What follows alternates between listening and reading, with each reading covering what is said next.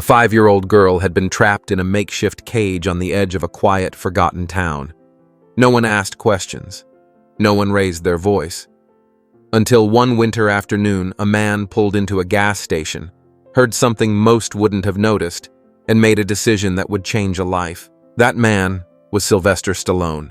At 65, he was more than just a celebrated actor. He was the founder of the Stallone Foundation, a nonprofit dedicated to building healing centers for children facing deep emotional wounds. Dressed simply in a worn leather jacket, Stallone had come to Burnsville to evaluate land for his next center.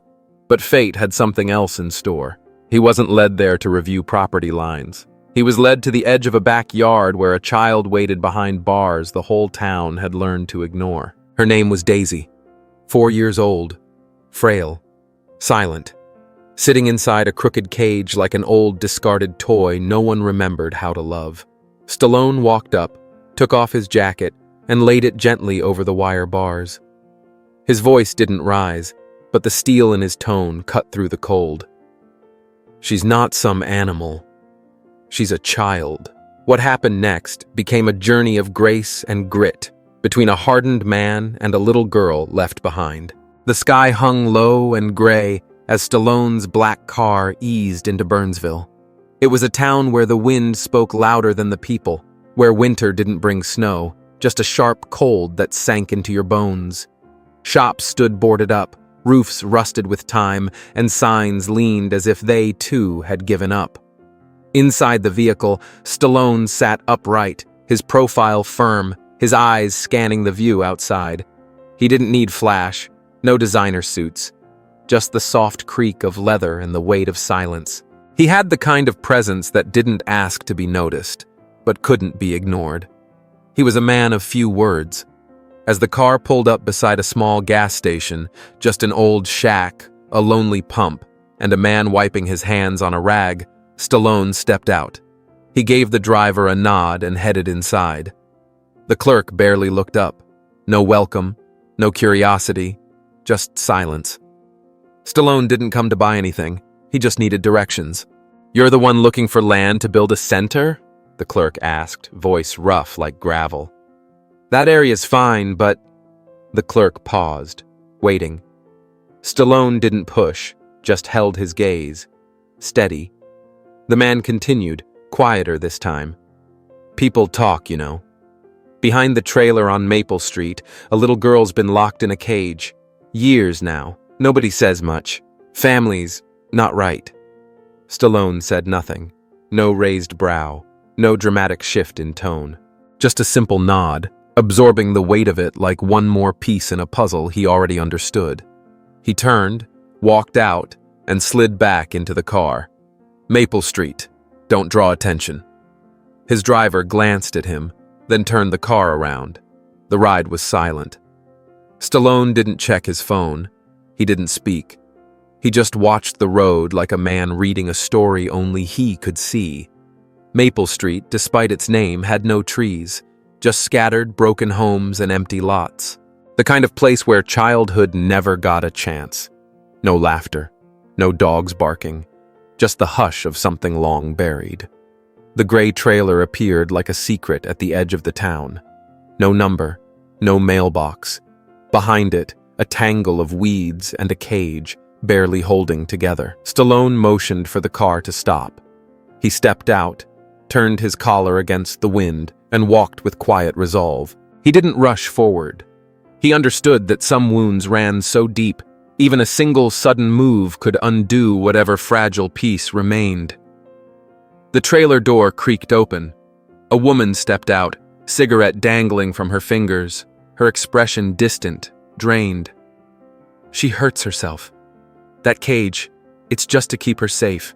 Doctor says she's got issues. We're doing what we can." Stallone said nothing. Behind her, a man emerged, the stink of alcohol reaching even the open air. He smirked. "Who do you think you are? Superman? That kid's broken. Doesn't eat, doesn't talk, doesn't sleep. She's not a kid anymore. She's a burden." Stallone turned to face them. His gaze wasn't loud, but it was sharp enough to silence both. Slowly, he shrugged off his jacket, folded it with care, and stepped toward the cage. He didn't shout, didn't rattle the wire, just spoke, low and steady. "She's not an animal. She's a child. And this stops now." The girl didn't move. But in her eyes, there was a flicker, as if this wasn't the first time someone had said it, but maybe the first time she wanted to believe it. Stallone stood still, feet from the rusted mesh, watching her. No one said a word. The wind hummed through the cracked boards behind the trailer. The cage was barely 5 feet tall, cobbled together from rusted fencing and splintered pallets, no roof. Just bare earth inside, scattered with torn papers and an old, stained pillow. No way to tell if it was filthy or bloodied long ago. She looked maybe 4. Frail. Her clothes hung on her like they'd been meant for someone twice her size. Tangled black hair clung to her face. She wasn't crying, wasn't yelling, wasn't even looking at him. She just sat, arms wrapped around her knees, chin tucked in, eyes wide but hollow, like she had stopped being part of this world a long time ago. The door groaned again. Same woman. Cigarette in hand, her flip-flops slapping wood. Her tangled blonde hair was pulled back in a loose knot. Faded tattoo on her wrist. Murphy. Elena Murphy. Likely in her 30s. The girl's aunt. Her voice was blunt, dry. "She's got issues. Hurts herself. What else can we do? People say she needs help. We're not professionals." Elena wasn't hiding anything. She talked like she was explaining a dog that barked too much next door. Stallone's eyes met hers, not with rage, but with a stillness that cut deeper. "And help looks like this? Locking a child in a cage?" Elena exhaled, looking away. "It's for her safety. She used to slam her head into walls, bite herself." Then a man stepped out. Joshua Murphy, Elena's husband. Maybe 40, shirt open at the neck, beer can in hand, gut hanging out. Bloodshot eyes, slurred words. "What are you, a hero? That girl's finished. Won't eat unless you force her. Doesn't speak. Doesn't respond. She's dead weight." Stallone didn't answer right away. He turned again to the girl, still motionless. Then, with quiet purpose, he folded his jacket and approached. Elena stepped back. Joshua's smirk faded. Stallone laid the coat over the railing of the cage, like placing something sacred on defiled ground. His voice came firm. "She's not garbage, not a beast. She's a child." Joshua laughed, sharp and bitter. "You think you're gonna take her? You got no papers, no authority. She's my niece." For the first time, Stallone allowed his anger to show, not at the insult, but at the world that let this happen. "I don't need permission to know right from wrong," he said slowly. "And I didn't come here to ask." Joshua started forward, but Elena held his arm. She didn't speak, just gave a slight shake of her head. In her eyes, for the first time, there was fear. Stallone looked to the street. A car sat parked down the block. He signaled, pulled out his phone. 3 lawyers, psychological support, a camera, now. He hung up, turned back. No one tried to stop him. The girl hadn't moved, hadn't blinked. He knelt near the cage, lowering himself to her level. No name, no reaching, just his eyes meeting hers. After a long pause, she tilted her head. Just a little. The first response. Her gaze held no trust, no hope, no fear, only the quiet question of someone used to being left. "You'll leave too, won't you?" Stallone drew a slow breath, held her gaze.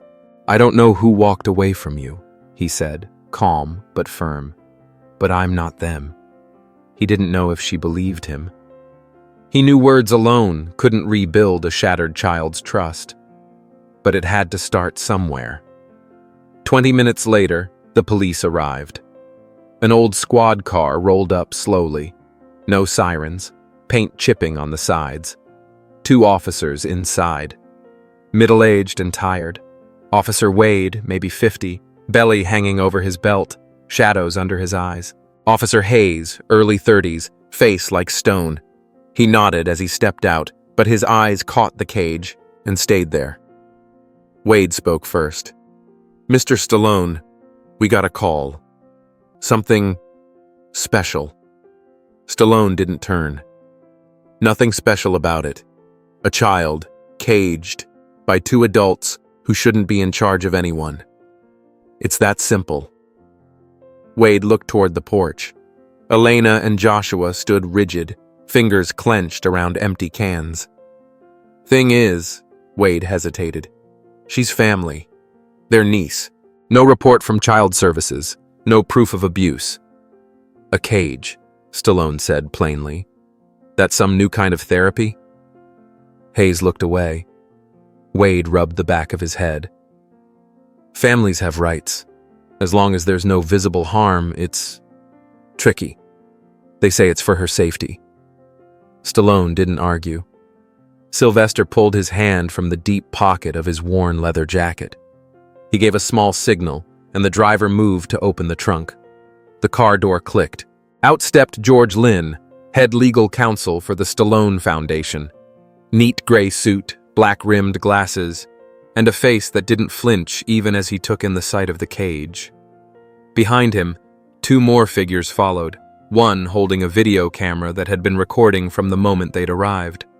Sylvester turned, locking eyes with the two officers. "This camera's been running the whole time," he said, his voice low and steady, "and it's captured everything that's been said, including their statements." He nodded toward Joshua and Elena. "I've brought 3 attorneys with me. If you fail to act, this footage goes straight to the state attorney general, along with a lawsuit for negligence and aiding in the illegal confinement of a minor." The words hung in the air. For a moment, no one moved. Then Officer Hayes stepped forward. He walked over to the cage, crouched slowly, and saw the girl for the first time. His face shifted, from guarded to uncertain, then to a heaviness that settled in his shoulders. He looked to his partner. "If we stand here and do nothing," Hayes said quietly, "we're a part of this." Wade let out a breath, nodding. "Call CPS, get a medic out here. We'll do this the right way." Joshua exploded. "You can't just take her. She's my niece. We're raising her. Nobody knows her better than we do." Elena said nothing. Her eyes dropped to the gravel yard, as if trying to trace the moment everything had gone wrong. Then came the sound of the latch. It was Hayes who opened the cage, his hands moving gently, deliberately. Sylvester didn't move a muscle. He just stood, watching. The girl, no name spoken yet, didn't flinch. She didn't hope. She simply looked up at him, as if she'd seen people come and go before, each time leaving her a little more hollow. She didn't expect anything. Sylvester knelt, slowly. He extended both hands, not to grab, but to offer, a quiet gesture. "You don't have to trust me," he said gently. "You don't have to say a word, but you don't deserve to be locked in a cage." She didn't answer. But after a moment that stretched like Sunday silence, she shifted, just slightly. Not with trust, just the kind of movement that comes when there's nothing left to lose. Sylvester wrapped his arms around her small frame. She was light as air. She didn't resist, but she didn't hold on either. He stood, carrying her out of the place that had stolen her voice, her faith, her childhood. No one stopped him. Joshua slipped back into the house. Elena turned her face away. Hayes stood aside, head lowered. Sylvester walked toward the car, the child cradled in his arms. She didn't ask questions. She didn't look back. She just watched him, wondering perhaps if this time would be different. Inside the car, Sylvester settled her into the seat beside him. He buckled her in with a slow, careful motion. Then he took the old leather coat he'd draped over the cage and wrapped it around her. In that moment, he wasn't a movie star, wasn't a wealthy benefactor. He was simply a man sitting beside a child who had been forgotten far too long. He leaned in and spoke in a voice just for her. "I don't know who let you go first," he said, "but it won't be me." The car eased down Maple Street, leaving the house behind. The recovery center sat on the far edge of the southern suburbs, nearly 3 hours from Burnsville. No iron gates, no polished signs, just a white-painted building tucked quietly among leafless trees. The air carried the faint scent of pine, old paper, and antiseptic. A place built not to impress, but to hold when a person could no longer hold themselves. Sylvester stayed by the car when they arrived. He adjusted the coat around her shoulders, then lifted her gently into his arms. Doctors, nurses, and caseworkers were waiting. But no one rushed. No one asked questions. They all understood. In moments like this, silence could heal more than words. The girl was taken to a private room, calm and bare, where nothing sharp or loud could disturb her. Sylvester didn't follow. He stood at the door, nodded once to the lead physician, then turned toward the hallway. From that day on, he came back. Every single afternoon, exactly at 5. He never asked about test results, never disrupted the treatment. He just took his seat outside her room, opened a briefcase that held untouched papers, and sat in stillness. Not for answers, just to be there. No one questioned it. They didn't need to. Presence, not rescue, was what the broken needed. And on the 3rd day, they found her name. Daisy. She still didn't utter a word. No tears, no cries, no resistance, not even when they bathed her, dressed her, or examined her. But there was something deeper than silence in her stillness. Daisy's eyes resembled a lake frozen not by peace, but by something far colder, an abyss untouched by comfort. The therapists tried every method they knew: play therapy, image association, even guided movement. Nothing reached her. Some of the younger staff began to lose faith, whispering doubts in the break room. Was she already too far gone? But Dr. Selena Rowe, the seasoned head of the team, refused to waver. After more than 2 decades working with children marked by pain, she understood the quiet didn't mean the end. It meant trust had been hollowed out, carved away by something cruel. "She's not avoiding us," she explained to Sylvester Stallone one evening as he prepared to leave the center. He stood quietly, dressed in that same weathered leather jacket he always wore, hands in his pockets. "She just doesn't believe anymore. Not in kindness, not in words, not in love without conditions." He didn't answer right away, just nodded, slow and solemn, then said simply, "I'll be here, every day." The first week brought no change. Daisy remained withdrawn, like a figure carved from stone. "She's still emotionally shut down," Dr. Rowe reported. Sleep eluded the girl. She didn't rest so much as stay on guard, as though shutting her eyes was a risk she couldn't take again. Silence made her tremble, set her breathing ragged. Her hands would tense, eyes darting as if chasing shadows. But when a voice on the television spoke, or music played, she would curl inward, recoiling from sound like it was an echo from somewhere too far away. There was, however, one thing that stayed consistent: Sylvester's footsteps at 5 o'clock sharp. No one talked about it, but everyone noticed. Her pulse would slow. She never ran to the door, never looked directly, but she didn't pull away either. One nurse finally said it out loud. Daisy glanced at the door 3 times the day before, a small motion, but it was hers. Still, Sylvester never crossed the threshold. He sat quietly in the hallway, a worn leather briefcase resting on his lap, unopened. The same gentle yellow light pooled over his shoulders each afternoon. The blank wall in front of him never changed.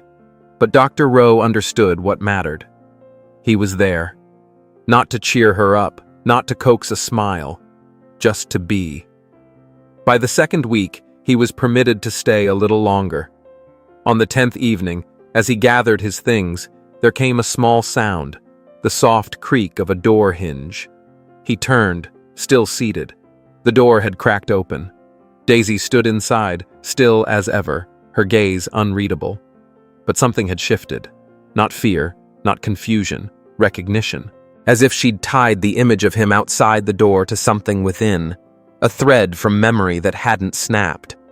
No words were spoken. Daisy stood for a breath or two, then quietly closed the door. No sound, no farewell. But for Sylvester, it was enough. The next day looked the same. Cloudy skies, a hallway that echoed with absence, the scent of antiseptic in the air. His chair waited beside the white door marked E-line, room 2. Same plaid shirt, same dark wool coat, same quiet hands resting on the unopened briefcase. He looked at the wall again. There was nothing to see, but he looked anyway.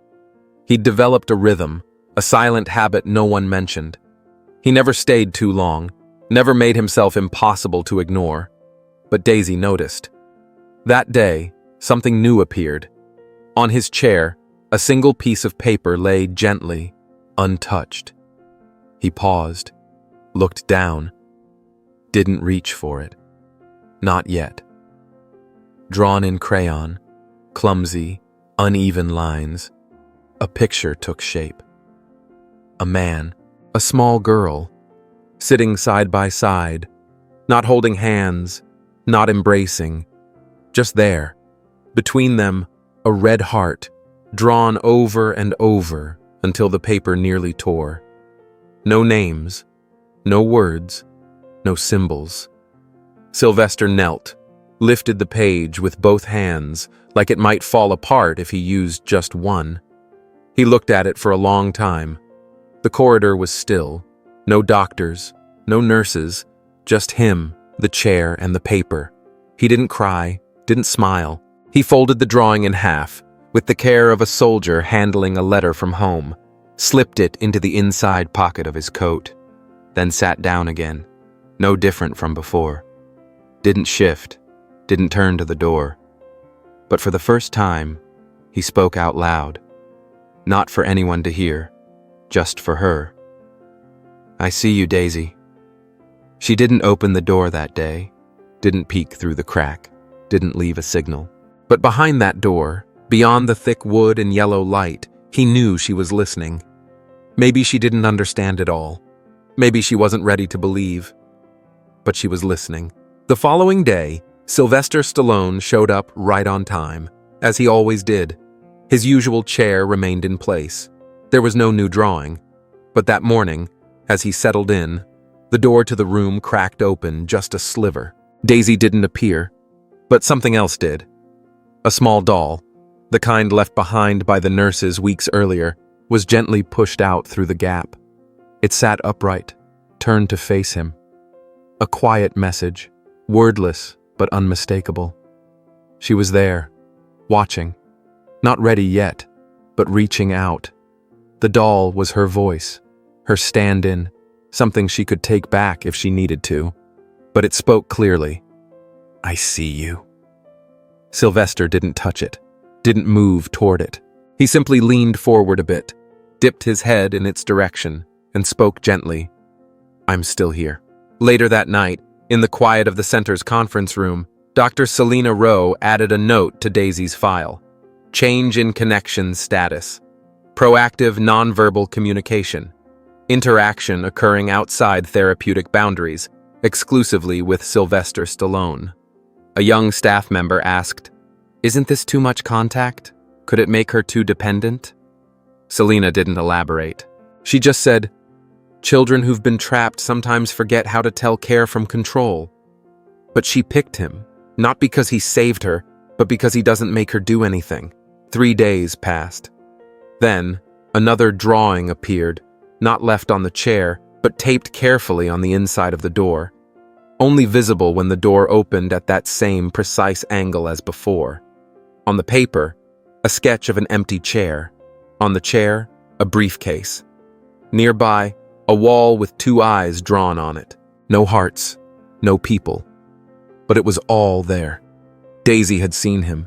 She had remembered. No words were needed. Sylvester didn't reply with a picture of his own. Didn't leave a thing behind.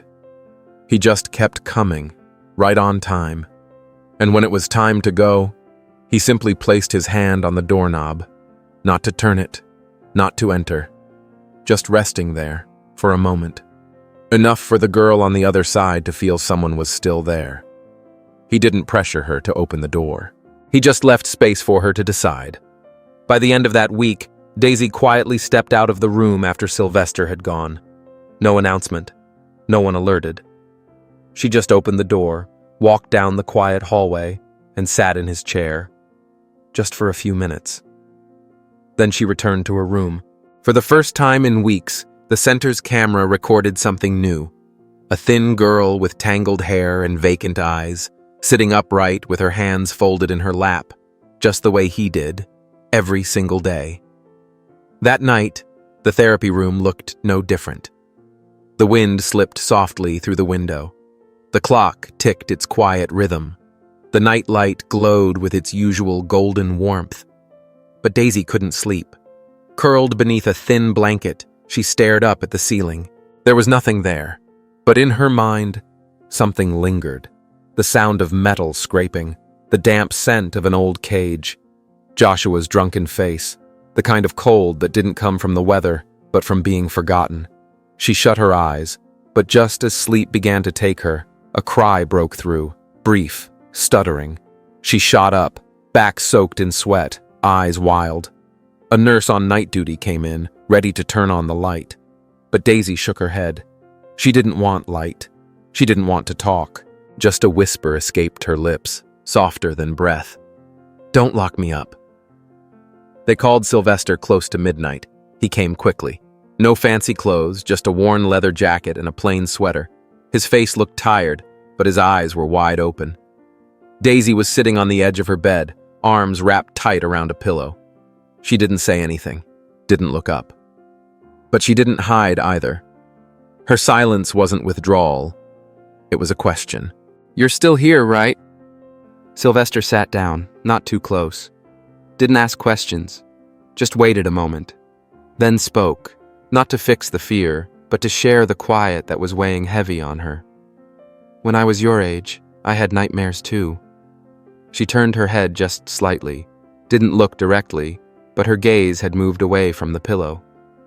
"Back then, my house didn't have windows, just a yellow bulb in the ceiling. Every night I'd lie there, imagining something outside the door, not knocking, not moving, just standing there, watching." His voice was calm, steady, no fairy tale, no sugarcoating. "I used to cry, but no one came, so I started telling myself stories." Daisy's brow furrowed. She didn't get it. He gave the faintest smile. "I imagined someone sitting at the foot of my bed, a grown-up, someone who would listen to everything I said, even the little things. I didn't know who it was, but just knowing someone might be there, that helped me fall asleep." Daisy didn't reply, but her breathing slowed, her grip on the pillow loosened. Sylvester Stallone rose from his seat and walked toward the door, but instead of stepping out, he slowly sat down on the floor beside it.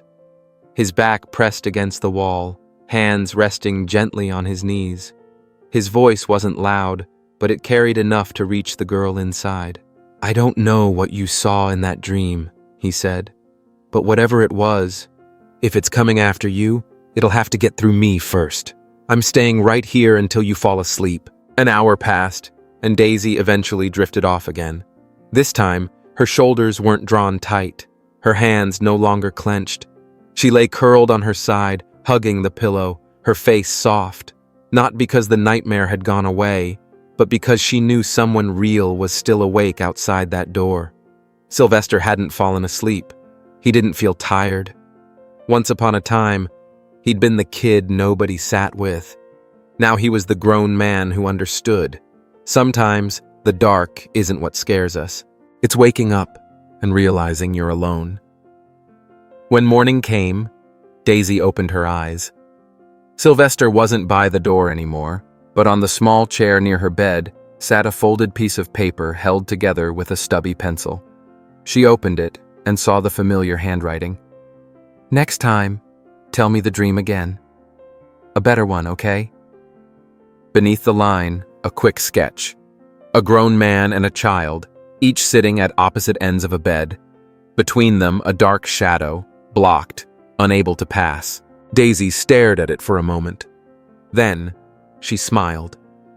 The third morning of the new week began like the ones before. Cold air, hushed corridors, nurses speaking in soft tones. The treatment center was never loud, never rushed. Time here didn't tick by minutes or hours, but through subtle, almost invisible shifts. At 5 o'clock sharp, Sylvester arrived. He wore a long gray coat over a thin wool scarf and his usual weathered leather jacket. As he lowered himself into his regular chair, something felt different. Not outside in the hallway, but inside. Daisy's door remained closed. There was no paper waiting, no little doll on the handle. But still, he felt it. Someone was on the other side. Not just watching, listening. Quietly. He didn't say a word, just unfastened his briefcase, slid out his calendar, folded it, and set it aside. But instead of diving into paperwork, he reached into the inner pocket of his jacket and pulled out a crinkled drawing. 2 people, 1 red heart. He opened it carefully and rested it in his lap. He didn't fidget, didn't drift into memories, didn't try to explain anything. He simply sat there, holding something that mattered, something everyone else thought had been forgotten. Inside the room, Daisy leaned against the wall, eyes fixed on the door. She'd stepped outside twice that week, just 10 minutes each time. No one pushed her, no one tried to coax her. But every time, before anyone noticed she was gone, she'd quietly returned. And each time, she knew. Sylvester never saw her, not with his eyes, but somehow, he always knew. And today, something inside her wanted to be known. That afternoon, therapy went on as usual. Dr. Selena sat at one end of the room, holding a box of wax crayons. Daisy was at the other, a blank sheet of paper in front of her. There were no questions, no pressure. "You can draw or not," said Selena. "You can stare out the window, or just sit. It's all okay." Daisy didn't reach for the crayons. Her hands stayed in her lap. Then she tilted her head, barely a breath of a movement. Her eyes drifted, not toward the paper, not toward the therapist, toward the door. Selena saw it. She didn't say anything, just quietly opened her notebook. A minute passed. Then Daisy whispered, so softly it barely left her throat. "Sylvester." That was all. No glance, no repetition. Just one word. Not a title, not a label, not father, not aunt. Just a name. The name she had chosen to attach to the first real safety she'd ever known. Selena didn't scribble anything down right away. She simply nodded. Not because it was progress to chart, but because it was true. Later that evening, at the 6 o'clock meeting, the staff reviewed notes. Selena summarized the day. She said a word. "Should we tell Sylvester?" one staff member asked. Selena shook her head. "No need. If she wants him to know, he'll know." And the next morning he came, same as always. No one said anything to him, no memos, no alerts. But as he walked to his usual spot, he paused. A heartbeat longer than usual. There was no note waiting for him, no figurine, just a faint smudge of a handprint on the edge of the wooden chair. A tiny hand had touched it, not cleaned it, not hidden it. He sat down slowly. His fingers still rested on the leather handle of the briefcase, but this time, he leaned in, just slightly, shifted the chair an inch closer to the door, not to pry, not to hear more clearly, but because something had reached out, and he wanted to answer. A week later, Daisy drew another picture. She didn't tape it to the back of the door. She didn't hide it. She handed it to the nurse on duty. "Give it to Sylvester." The paper was folded in half and slipped into a plain envelope. When Stallone opened it, he found 2 simple drawings. One showed him in the chair he always sat in. The other, the little girl, this time sitting beside him. No heart dividing them. Just a single line, written in neat, determined handwriting. "I'm not scared of you." Stallone folded the paper slowly and slipped it into the inside pocket of his worn leather jacket, alongside the first one she had given him. He didn't say a word. But that afternoon, when he sat down, he did something different. He placed his briefcase on the floor, not on his lap. Then he opened his hands and rested them on the arms of the chair, an unspoken invitation, a silent welcome for a small hand if it ever wanted to reach out. Midweek came, and the center moved to its familiar rhythm, quiet, slow, and steady, like the breath of people learning to live with pain. That morning, Daisy walked into the therapy room beside Dr. Selena. Nobody had to remind her. She didn't speak, didn't smile, but her steps had a quiet firmness. She no longer lingered at the threshold or looked away from the nurses. Stallone wasn't present during the session. He respected boundaries, never inserting himself into the therapeutic process, never overstepping. But something unexpected happened. Daisy spoke of him. She sat down, rested her hands on the table, looked up, and asked, "Can I ask Sylvester something? Is that allowed?" "Doctor." Selena, taken by surprise, nodded gently. "What would you like to ask?" Daisy turned briefly toward the door, where no one stood, then looked back at the doctor. "I want to choose my clothes." It wasn't a plea or a test. It was a statement, a step forward. For the first time, she wasn't asking for permission. She was declaring something. "I can decide for myself." That evening, Selena told Sylvester what Daisy had said, word for word. He listened and gave a slow nod. His face didn't change much, but his eyes did. There was something softer in them, like he'd been waiting, not for the words, but for what they meant. The next day, Stallone showed up carrying a large, plain canvas bag. No logos, no flash. He set it gently by the door to Daisy's room. No knock, no call. Then he sat down, just as he always had. 15 minutes passed, then the door creaked open. Daisy peeked out, eyes meeting his, and this time she didn't shrink back. She stepped fully into the hall, bent down and picked up the bag. Inside were 8 shirts, different colors, patterns, and styles. A green hoodie with a dinosaur across the chest, a yellow tee with a smiling sun, a thick gray sweater that seemed to promise only warmth. Nothing fancy, no designer tags, just soft, loose, and comfortable. Stallone didn't say a word as she carried the bag back inside. He didn't need to. She had already been given something more powerful than approval. Later, when he looked up, she was wearing the green hoodie. It was slightly too big, the sleeves falling over her wrists. But she didn't tug at them. She wore it like a small sanctuary, a space she chose for herself. Stallone met her eyes and gave a small nod. No compliments, no fanfare, just that look. You made a choice, and that's what matters. That afternoon, after a brief session, Daisy returned to the chair beside him. No one asked her to. She came on her own, sat quietly, hands resting on her knees. They didn't speak for 5 full minutes. Then, in a whisper, she asked, "If I scream, will I be locked up again?" It wasn't a challenge. It was a wound, speaking out loud. Stallone turned to her.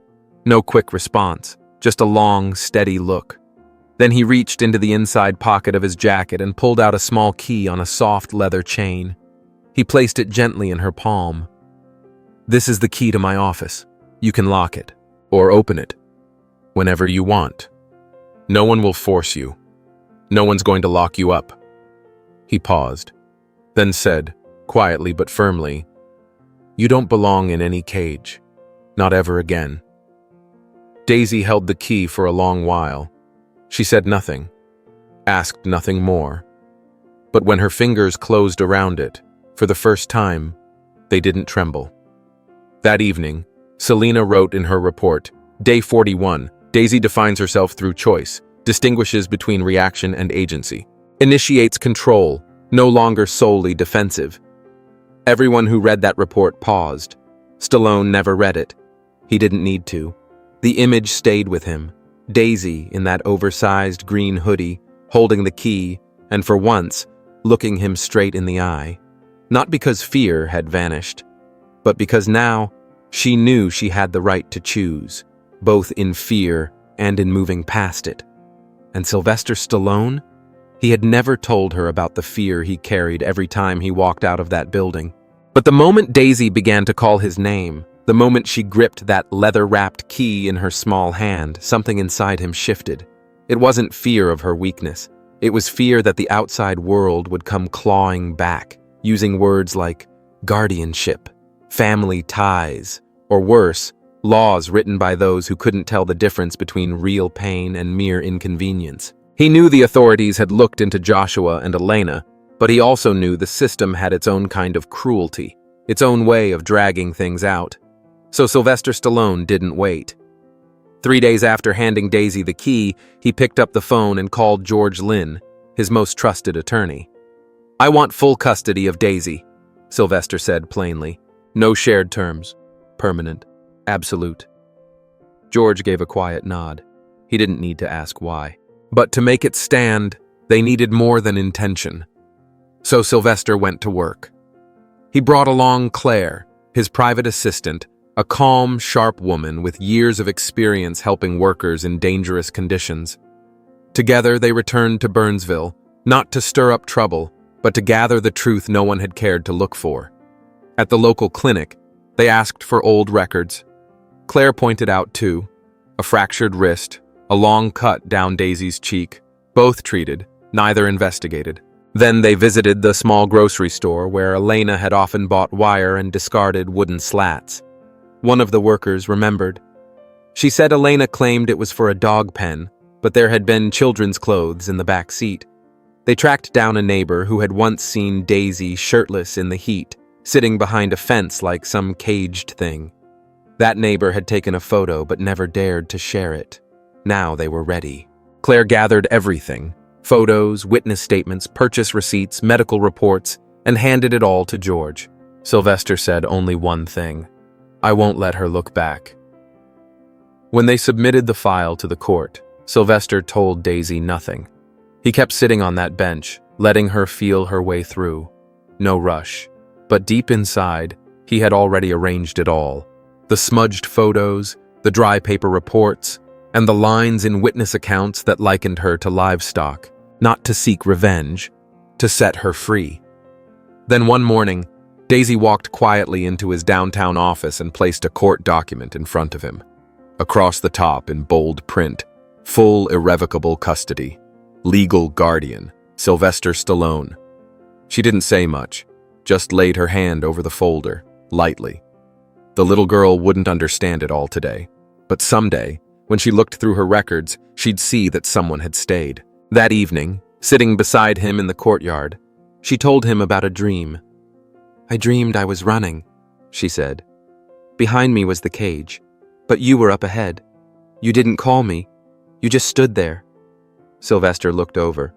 "And you ran to me?" Daisy nodded. "Then you locked the door.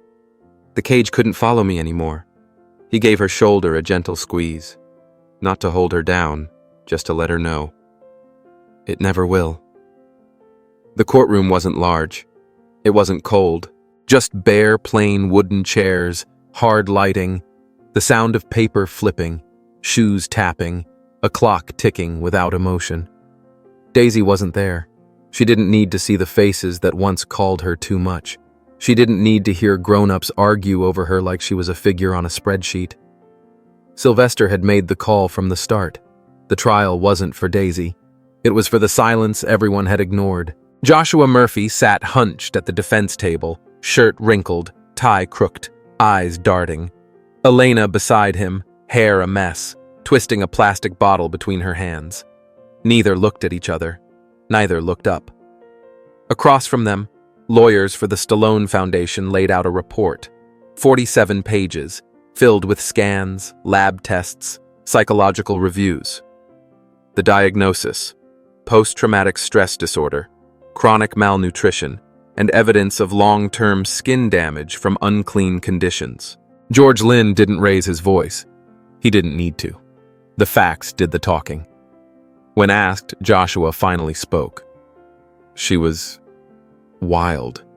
Not like regular kids. We didn't know what to do. No one told us how. Elena added, her voice small. We didn't hit her. We just wanted her safe. She used to hit herself, bang her head, bite her hands. We were afraid she'd hurt herself. So you locked her in a cage? It wasn't a cage, Elena muttered. Just a safe space. No one responded.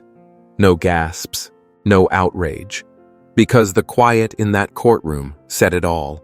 Their panic was the clearest proof. Sylvester sat in the second row, just behind his legal team. When it was his turn to speak, Sylvester Stallone rose from his seat without any notes or folders in hand. Dressed in his usual understated way, a worn leather jacket that had clearly seen its share of years, he walked to the podium with the quiet assurance of a man who wasn't here to perform, but to say something that needed saying. He fixed his gaze on the jury and said, "You can't call Daisy a troubled child.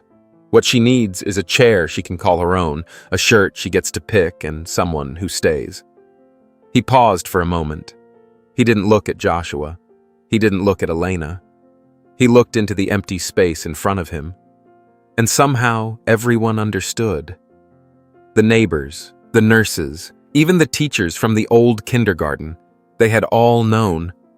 They had known something wasn't right, yet no one had stepped in. She had been locked away in plain sight, in a town too small to hide it and too afraid to name it. "I'm not here for revenge," he continued, his voice steady. "I'm not here to see anyone suffer more than they already have. I'm standing here because Daisy deserves to be believed, to be heard, to be seen. She is not a mistake to be concealed. She's not a case file or a problem to be managed. She's a child who has spent too long in silence." There was no shouting, no theatrics, just clarity. That was enough. After 2 hours, the judge delivered the verdict. It wasn't dramatic. It wasn't vague. It was justice, clear and unmistakable. Joshua and Elena were found guilty of unlawful imprisonment of a minor, of gross neglect, of failing to work with child welfare officials, and of lying about medical conditions. There would be no plea deals, no suspended time. Joshua slouched in his chair. Elena nearly collapsed, but no one went to them. There were no gasps, no camera flashes, just silence. The kind that finally had a name. On the drive home, Stallone didn't say a word. He looked out the car window, holding a manila file he'd kept in his case all afternoon. Inside was a scan of Daisy's brain, a faint line, barely visible, where a hairline fracture had once been and slowly healed. A quiet mark, like so much of what she had carried. He didn't hold on to it out of anger.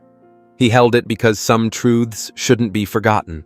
They don't have to be loud to carry weight. That evening, back at the center, he found Daisy out in the small yard behind the building.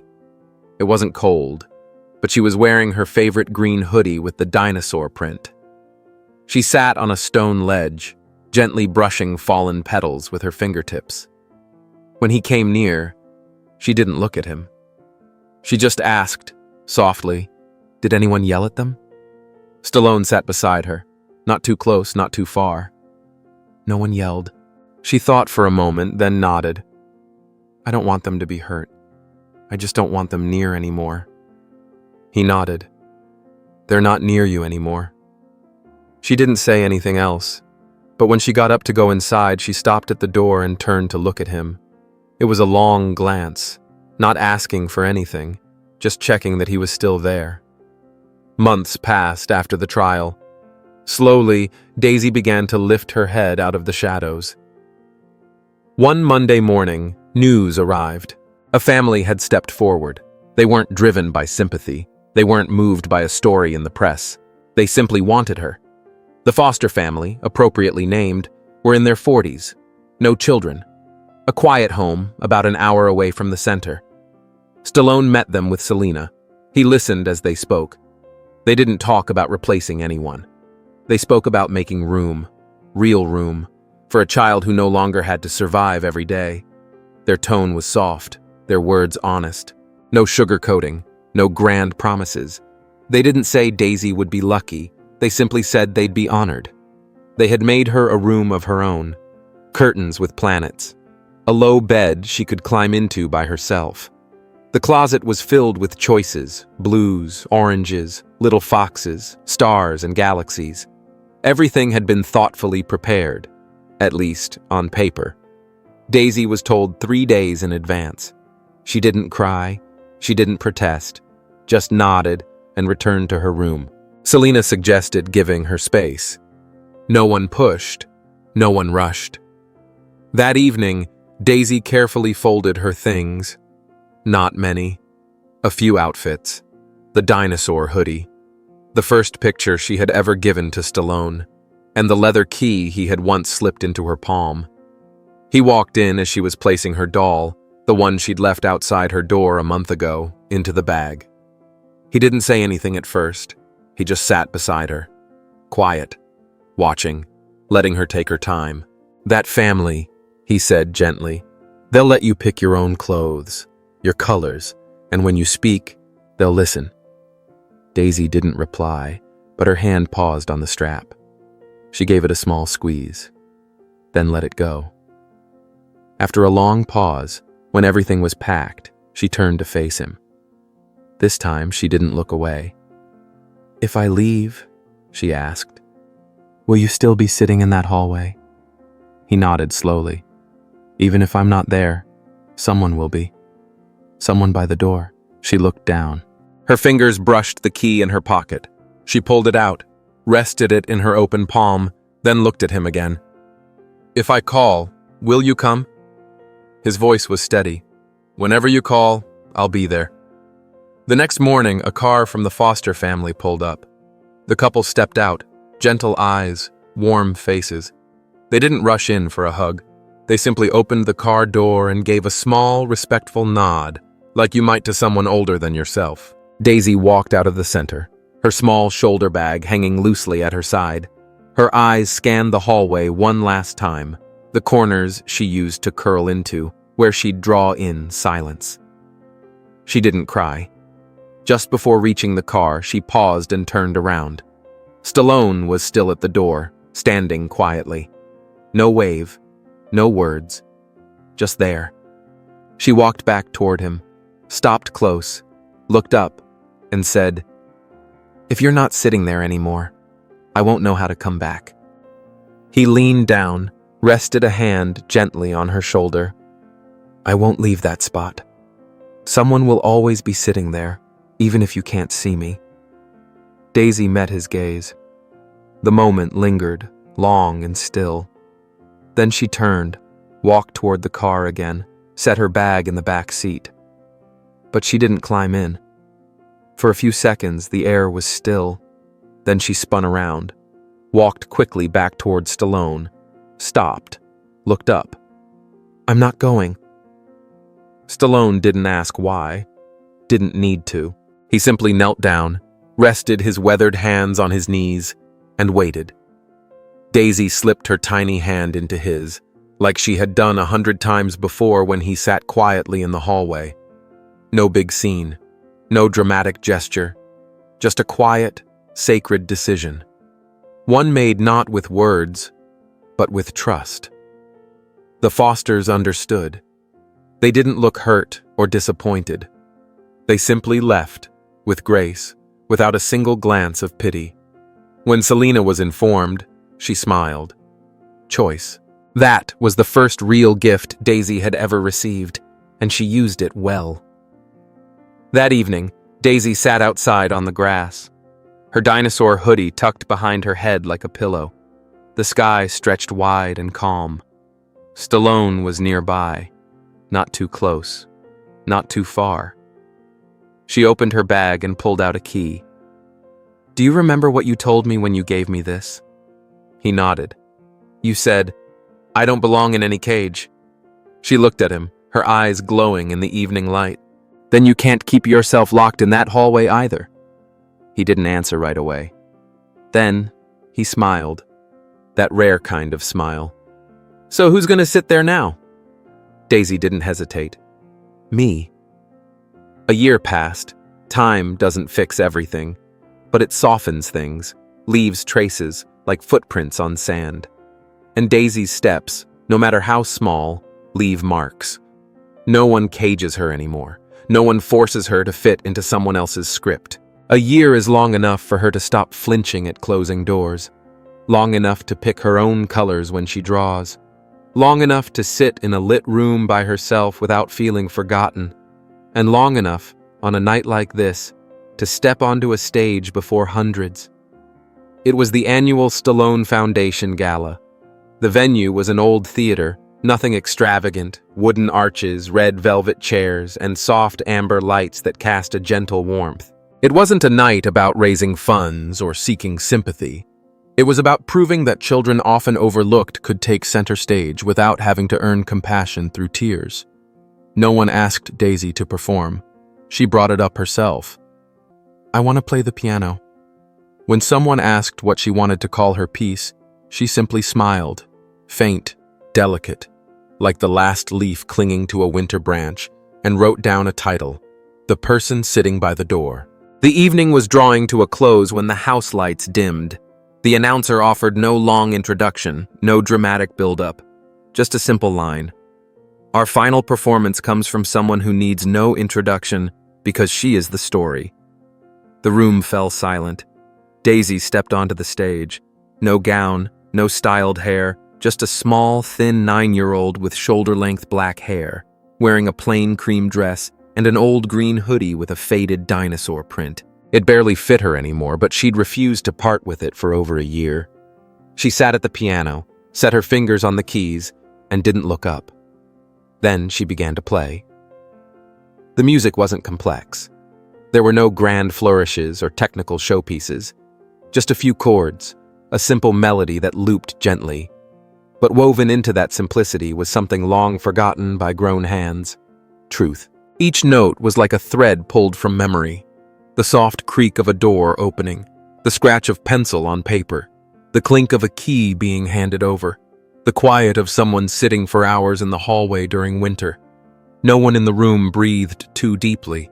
At the last note, Daisy lifted her fingers and let the silence linger. She didn't bow. She didn't wait. She rose, turned, and walked off stage. Cameras flashed. Heads turned.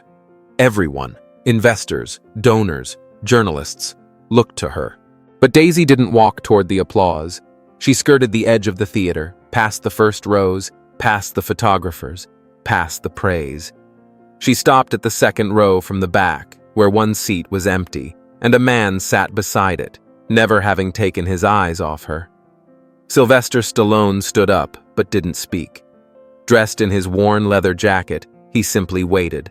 Daisy climbed into the seat next to him, the same seat he had occupied so many afternoons in the hallway, quietly, without being asked, just showing up, every day. Now she was there too.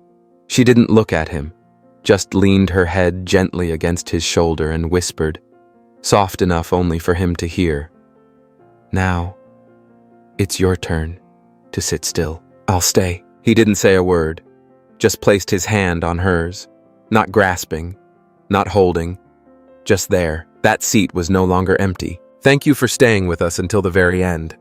If this story moved you, leave us a comment below. We'd love to hear how it spoke to you. And don't forget to like, share, and subscribe so more hearts can find their way to stories like this. Until next time, take care of one another and keep showing up.